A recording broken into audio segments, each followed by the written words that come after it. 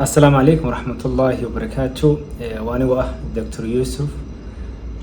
فيديو كوبان أستغرق waxaan kaga hadlayaa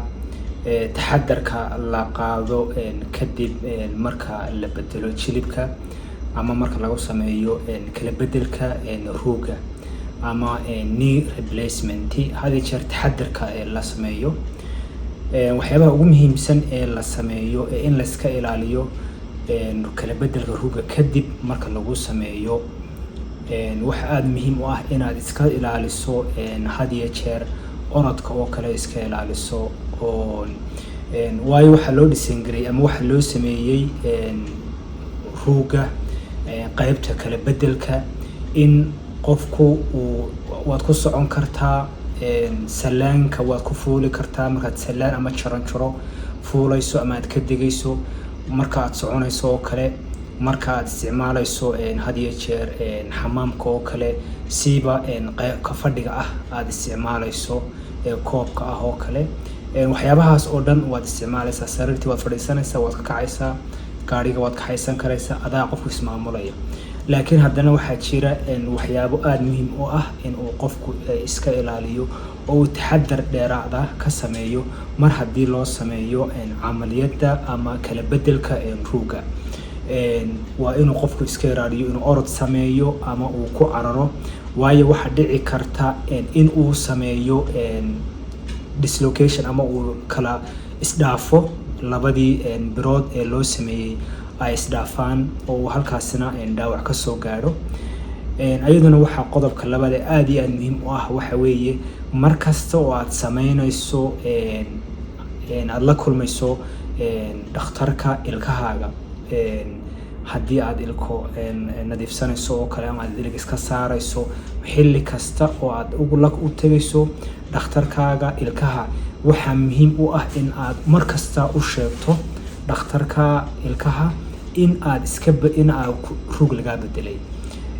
suu dhakhtarkaasina suu ugu taxadiro waayo hadiya jeer qaybta afkeena bacteria ayaa hadiya jeer ku nool bacteriada mararka qaarkood waxa samaysaa in ay jirkii gasho wareegii dhiigga raacdo kadib ay ruugi gaadho mar haddii ruugi gaadhana birtii ama bedelkii la sameeyay ee ruuga la sameeyay ayay ku tarmaysaa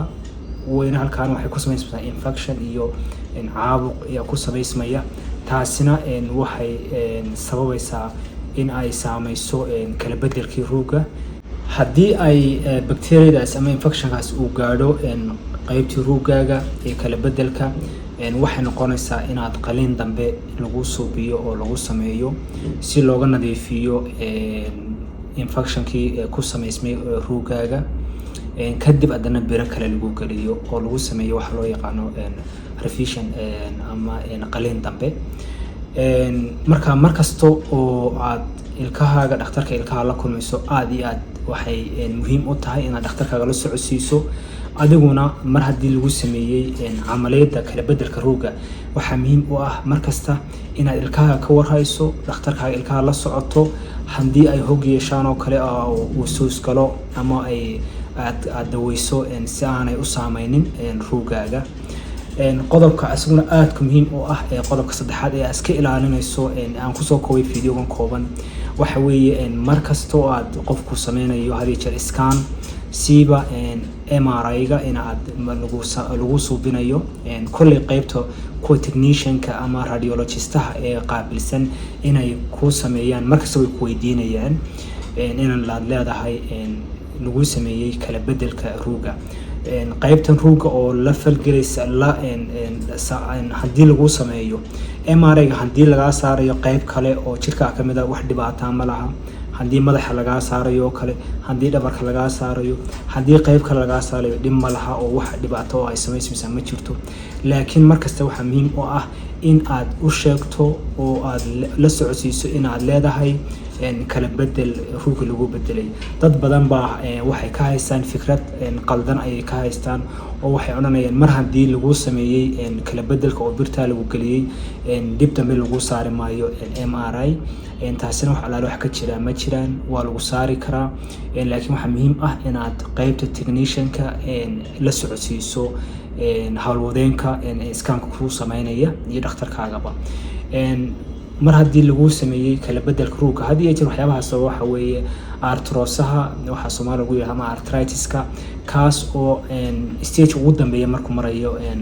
loo sameeyo qofka kala bedelka ruugga fiidiyoon kooban ee ka taxadirka ama aad iska ilaaliso waxyaabaha kugu sababaya ruuggaaga intaas ay ku soo koobaya waana iyo kulanti dambe